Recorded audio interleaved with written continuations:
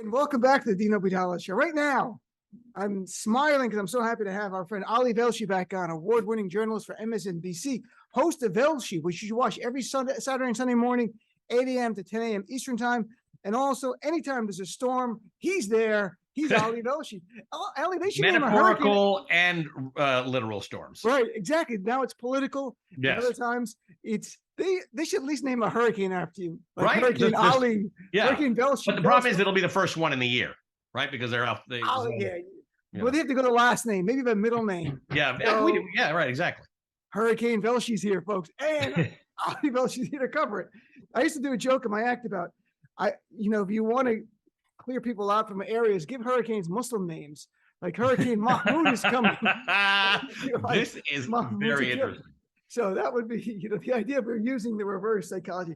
So Ali, you're such an expert on economic issues. And I also want to talk about where you're traveling. You were just in Michigan last week, and I watched a lot of the panel. You were on the lake there with Dana Nessel, the Attorney General. It was really great stuff. And you're going to Arizona this weekend.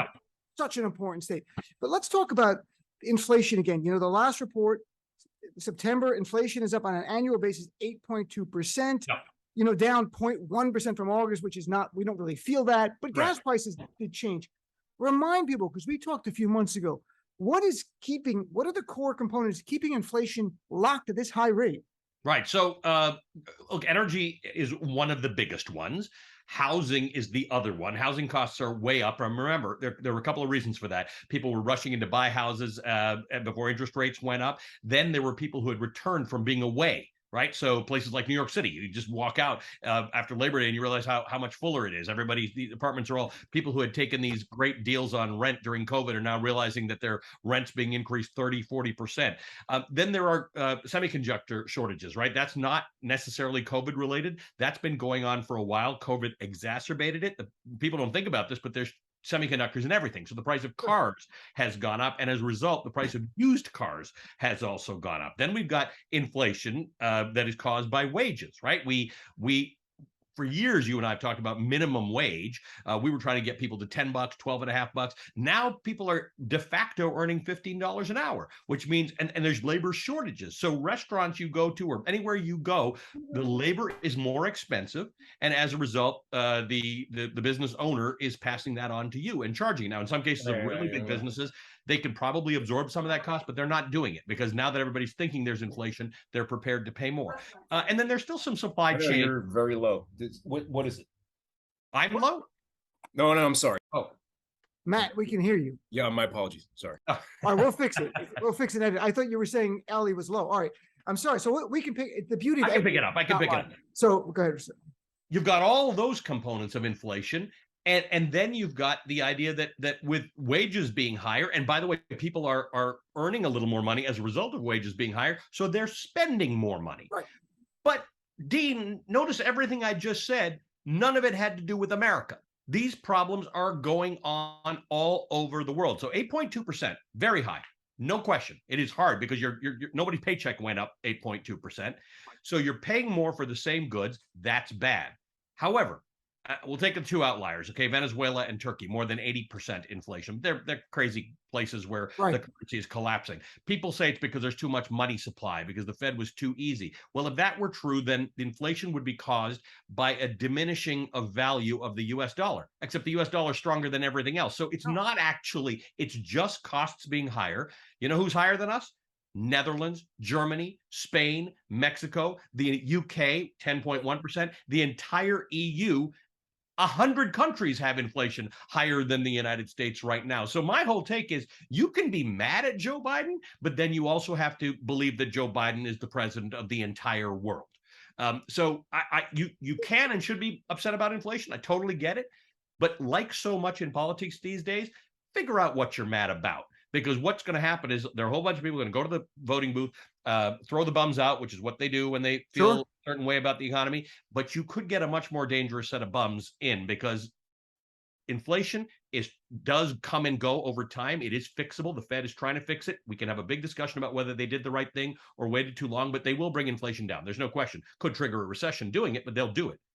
You lose democracy, there's no Federal Reserve for fixing democracy. I've been tweeting and talking in my show. inflation is temporary, but losing your democracy is permanent. Yes. So people get it that simplistic. And when you say, because Ali, you're a real journalist, you're not an opinion person. You have opinions, of course, but I'm saying you're a true journalist.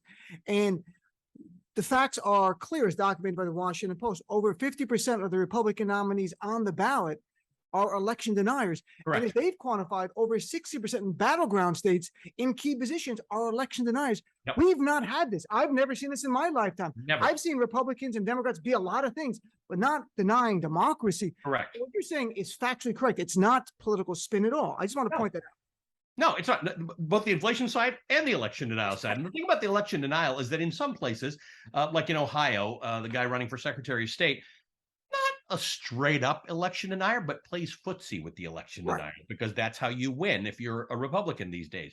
I think voters have got to send a message. And I don't say partisan stuff on your show. I have friends across the political aisle, and I think that people should be free to vote for anyone they want to vote for. But you have to find out whether the person you're voting for plays footsie with election denial, because that's the end game, right? Democracy is all we have left. It's all we share. So I really do think this is remarkably important. At the moment, generally speaking, the election deniers are Republicans, and generally speaking, the ones who aren't are Democrats. I would love that for that not to be true. I'd love for a real argument about minimum wage or the things I just discussed, or how to solve inflation. And there's some valid arguments, and they might be held by Republicans and Democrats, but none of that matters in this moment, Dean, because right now it is democracy itself that's at stake. Certainly. And being able to vote is one thing, but having your vote actually count is the ultimate thing. And that's what we're dealing with. I'm talking with Ali Velshi from MSNBC. But let's get back to the economic stuff, though, because I want to talk about what you learned from being in Michigan and this week coming up in Arizona. Federal Reserve keeps raising interest rates. They expected November 1st, next week is another Fed meeting. They expect another 0.75%. We're not seeing much of a slowdown in inflation, nor are we seeing an impact on employment. We have 3.5% employment right now. It's off the charts. And I don't know how you can reduce inflation with this level of employment going on. Well, you could increase your immigration, but hey, that's a whole other thing, right? Right. So, I mean, is the Fed got to keep raising rates to grind our economy into the ground? And the place you're seeing it, the one place you are seeing it is in housing, right? We have seen a massive slowdown in housing. And remember, while everybody's not out there buying or selling a house on a regular basis, it's the biggest thing anybody has, right? So it does move the needle a lot. When home prices come down, there's nothing that's going to drag your spending to a halt more than either selling your house for less than you thought you were going to sell it for, or knowing that your equity is lower than it is. So that's how it starts. It starts because when interest rates go up, the thing that you do that is most sensitive to interest rates are anything that has interest rates. So a mortgage. The danger is, when I was coming up as an economics reporter, we used to say that it takes 12 to 18 months to see the effect of a single interest rate move. By the way, single root moves are 25 basis points, a quarter of a percentage point. We've been moving at triple that rate on a regular basis, on a 6-weekly basis. So the danger, this is what people fear, is that maybe it is 12 months out, but boy, it's going to come down like a hammer when it comes down. And that's the fear. It's like, okay, you waited too long. You're right. We're not seeing a real impact yet, but maybe slow down a bit and wait to see how this all plays out. Bottom line is, it's a psychology game, right? Inflation is not science, it's art. And so the Fed wants to send the message out there that we are going to do this until inflation stops. We are not scared of the consequences. I guess some of us would say maybe you should be scared of the consequences, right? We don't actually want to wreck our economy in the process. Now, again, Dean, for people who are youngish, this will all wash out, right? Recessions come, they go, stock markets go down, they go back up. If you look at the stock market over 100 years, it's basically a straight line from the bottom left to the top right. But in the moment, not everybody has 20 years to think about. Some people are close to retirement. Some people need to pay the bills. And the threat of a recession is as serious as the threat of serious inflation. Based on what happened to my 401k or my IRA during this time, I can't retire now until I'm 127. So it's going to be a little rougher. We have a lot of shows ahead of us. A lot of vitamins, a lot of pre-tapes for the next a lot of years here.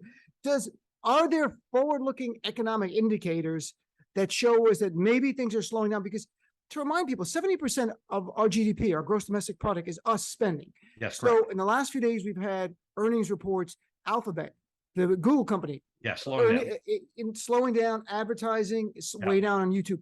Microsoft, some good part of their earnings, but some slowdown. There's a sense that hey, the consumer staple, people might be slowing down and spending. We're going to know a lot from Apple too, coming up later in the Well, week. that's a great example, right? Because Amazon. that's not as expensive as a house or a car, but more expensive than buying new pencils from Right. Office Depot. So will somebody drop $500, $600, $700, $800 on a phone? Remember, the phone companies are playing this interesting trick right now, where if you trade in your iPhone 13 to get an iPhone 14, somehow you don't pay for it for 2 years or something like that. They're trying everything possible, because like slowing down the new phone cycle thing is probably the worst thing you do in our economy, right? We're all just digital. We buy phones and we buy apps and then we download songs. Right. And so that's actually interesting to see. They're trying to stretch that out as much as they can. You'll see the streaming companies try and stretch that out as much as they can, because in the old days, 20 years ago, recession meant you stopped buying products. Now it means you stop buying digital services. So you're also seeing the stuff from Microsoft and Alphabet. But look at the other side of it. The major companies who are saying, hey, we might be getting into a recession, so maybe I'm not going to hire as many people as I thought. Just let's watch how this plays out. So it could be recession by 1,000 cuts, right? That there's no obvious thing. It's just everybody just spends a little less, companies and individuals. It will slow the economy down. Again, a recession does solve inflation, generally speaking, unless you're Argentina or Venezuela or Turkey. Right. But generally that works. It's just how much does it work, and will it overwork? And that's the fear right now. And you mentioned Argentina. I saw an interview with the president of JP Morgan, not the chairman's Jamie Dimon, but the president, Daniel Pinto, who's from Argentina, who shared when he was a kid, they would change the prices in the food store during the day 8 or 10 times. Yep. And then the next day start over again. And I'm like, I don't think that's going to happen here. But I was going to ask you, what's the long-term consequence if we don't? Because everyone might be thinking, okay, I'm used to it now. It's 8% inflation. It's kind of built in where it is. Can we keep it there? Obviously, one long-term consequence, if you have savings in the bank, it's not worth as much as inflation goes up. Correct. But what else are the long-term consequences for our economy in the U.S. if inflation remains at 8.8% for like a couple of years more? Well, remember, the Fed, as you say, keeps increasing interest rates, but we're not anywhere close to the danger zones with interest rates, right? None of us are used to 6 or 7% on a 30-year fixed mortgage, but we've had double that in America in the past. And America didn't disappear. It's highly painful, but it didn't disappear. So the point is, the Fed could slow down now and it could still, in theory, be okay. We'll still may have a recession, but it'll be okay. The fundamental issue is the one you pointed out, that wages and inflation have to be in sync, right? It shouldn't matter. If you get a 9% raise and inflation's 8.1%, you're ahead of the game. Not by much, but you're ahead of the game.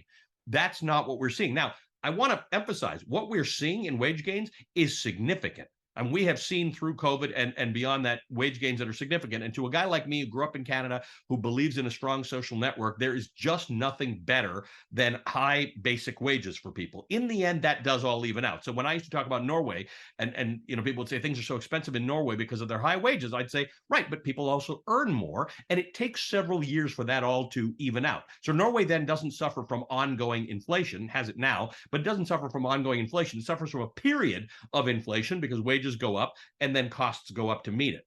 And then once they sort of are in equilibrium, the whole thing stops, right? So if we stop at this level of pricing and next year it just goes up by 2%, everybody will feel fine again. They'll be okay. That's what the issue is. The issue is inflation outpacing wages, outpacing earnings, outpacing anything else. That's the issue. It doesn't. Inflation could be 50% if your wage growth is 50%, but it's not. Or your earnings growth is 50%. I'm exaggerating to make. No, I know, but I can't. It's only relative.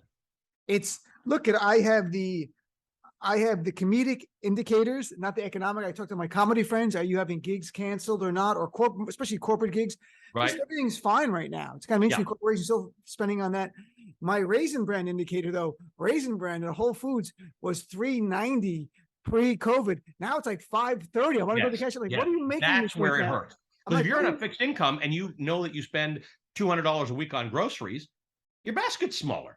Yeah. Or you start making choices, right? That a lot of people who live a paycheck to paycheck know when to buy chicken versus beef or whatever the case is. But now this is hitting everybody. People who are not living paycheck to paycheck are saying, "Wait a second, my $200 is now $250 a week. That's $200 a month. That's $2,500 a year. that's real. That's something else I'm not buying. The insidious part about inflation is the same amount of money goes out and less stuff comes to you. True. And I live in New York City, so at some point Whole Foods will just have a cover charge, like a nightclub. It'd be like $20. I mean, they already have with Prime, where you can get a discount if you have Prime and that kind of stuff. I'm trying to, Ali, the bottom line in the economy, can we get rid of inflation? I know it's not a science, but are we going to have to see unemployment at 5%, 6% to actually see it driven down because we're such a consumer-driven economy? So here's the thing. In theory, they want wages to go down, and they want, the way to do that is to have unemployment go up, right? When the employee doesn't have the leverage to say, I'm not working here until you pay me $15 an hour, that you can't fix that problem. I hate that as a solution. Me too. Right? I really hate that as a cold solution. facts. I don't want that to happen, of course. Right. There are other ways to deal with this, but they're long-term policy matters. The problem with the Fed is not a long-term policy organization, right? It has two levers. It has brakes and it has gas. That's it.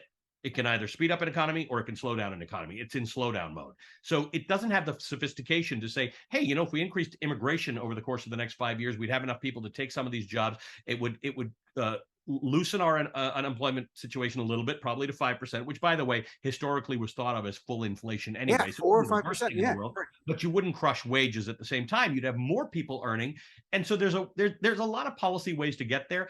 Nobody thinks about it. So you got people bashing on Joe Biden and the Democrats for inflation, Republicans generally, but nobody's come to me with a solution. Nobody said this is what we'd do instead if we were elected, because they do the same things that we're doing right now. The problem, and this is valid criticism for another show, is that the Fed only know one way to do things, and that's what they're doing. More creative minds could probably figure out a different way to do it. But then again, they had more creative minds in the UK, and they're now on their fourth prime minister in 2 months. It wasn't a good solution, but they were trying to think outside the box. It was a terrible idea what they were trying to do. Oh, but it was. I will give them credit for the fact that wow, that was unusual. We would like positive outside the box ideas, but we don't have this right now. Hey, January 6th was outside of the box too. I mean, there are good and bad outside the box. Correct. That was also outside of the box. It's really going to be remarkable to see what brings us down. And you imagine a Democratic politician said, we need to bring in more immigrants so we can actually replace you at your job so we can bring down inflation. And you can just watch Tucker Carlson just begin screaming. But the fact is, the math is that you wouldn't be replacing people. You would literally be filling open jobs. That's the myth that people have been peddling for the last 15, 20 years in America, is that it's a replacement theory thing, right? This fits right into replacement theory. But in fact, you can't grow an economy properly when you don't have enough people working. That's what it is. Japan learned this because they didn't even have women going into their workforce, and they have no immigrants going into Japan, and all of a sudden they're out of people. Economy grows, you don't have enough people. That's where we are right now. Again, it's a policy. You have to think about this in terms of education, how you graduate people, what kind of visas you give them, how you let them in. That's more complicated than raising interest rates by 75 basis points. And did Japan have essentially like a stagnant, non-growth economy for a long time? For a very, very long time. Stagflation, they called it. Yeah, it's very interesting. So I'm trying to Ali Velshi. So last thing I want to touch on is about what last week you were in Michigan.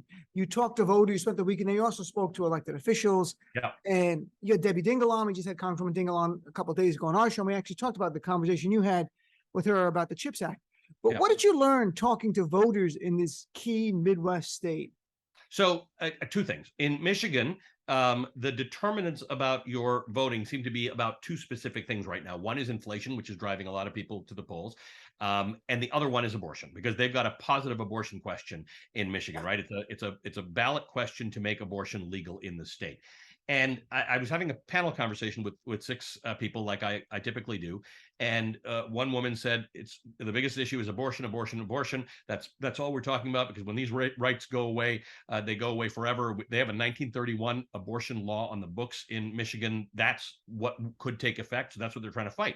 The man next to her, a Republican, said, "That's a real luxury to have abortion as your number one issue, because it's the economy. If you can't make enough money to pay for your food and take care of your kids and pay your rent, that's a bigger issue than abortion is." And the woman responded, "Well, actually, if you have to have a baby that you weren't planning to have, particularly if you might have been raped and you have to have that baby, that's actually an economic issue for you.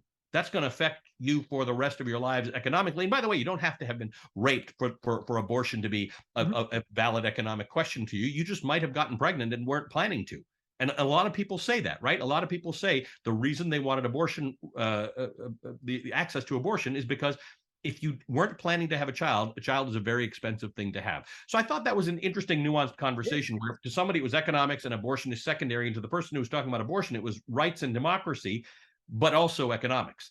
And so I think that nuanced way of looking at it and thinking about it is one that's going to be very interesting to watch how it plays out in Michigan. By the way, there's a lot of misinformation in Michigan. A lot of conservatives are coming out to vote against this bill because they claim that it takes away the rights of parents of transgender children to have supervision over their surgery or their gender affirming care. That's just actually a lie, but it's out there a lot. It'll be interesting to see. It seems Michigan's a little unique that Governor Whitmer is running. She got a pretty good lead, and the candidate against her was not well known. It was a weird thing in Michigan. They lost a lot of their top tier candidates for election ballot issues earlier. And then you also have that affirmative abortion issue. Like you got next door, you got Wisconsin. That's neck and neck. Yes. Governor Evers. And that one, while Pennsylvania looks is better. So you're going to Arizona this weekend, another battleground state. What can we expect to see? Well, the problem is Arizona and Pennsylvania are the kind of places where democracy might go to die because they would have been determinant in the last election. And if the election deniers who are running were to win and there'd be a exact redo of 2022, somebody else would be president, not the person who got the most votes, because both Doug Mastriano who's running for governor in Pennsylvania and Kerry Lake in Arizona have said they would do that. So in these two states, you've got the extremes of election deniers. And, Arizona's complicated. Michigan was traditionally a blue place. Arizona's not. And so there are a number of, in Pennsylvania, where the Republican candidate for governor is so extreme, a lot of Republicans have gone over to support Josh Shapiro, who is the Democrat. It's not looking that way in Arizona. It's just a more hardened place. So I'm going to be interested to hear from people whether Republicans are able to say, this is not on. This is not who we are. We'd like to be Republicans. We'd like to have real conservative views on the economy and things like that, but not election denial. I'm unclear as to whether that's actually going to happen. It'll be interesting. And I wrote an article about Kerry Lake. I mean, 538 says, had a great line. There are election deniers, and then there's Kerry Lake. Yeah. She's in a whole different department. And then Mark Fincham, the Republican nominee for Secretary of State, is oath keeper. He was there January 6th. Yes. He's talked about decertifying the 2020 election. If he gets elected this time, he wants a bill to be passed where the legislature can just overturn the will of the people and award the electors to whoever they want, which means you're saying no more democracy. That's what you're telling us. And there's a Supreme Court case about this, right? Which is actually really important because that's also the case where democracy may go to die, because it's based on that theory called independent state legislature theory, which you and I should talk about, which is, again, that idea that a partisan legislature can make a decision not subject to the courts in case it is against the will of their people in the state, which is what they're saying they'll do in Pennsylvania, which is what they're saying they'll do in Arizona. Game over. How democracy dies in front of your eyes. Exactly. So, Ali, thanks so much for spending time. And check out Ali's show Saturday and Sunday morning, 8 to 10 a.m. Eastern Time on MSNBC this weekend, Battleground State of Arizona. Thanks so much for your insights. Always great chatting with you. We'll make it more often, my friend. Good to see you. Take care.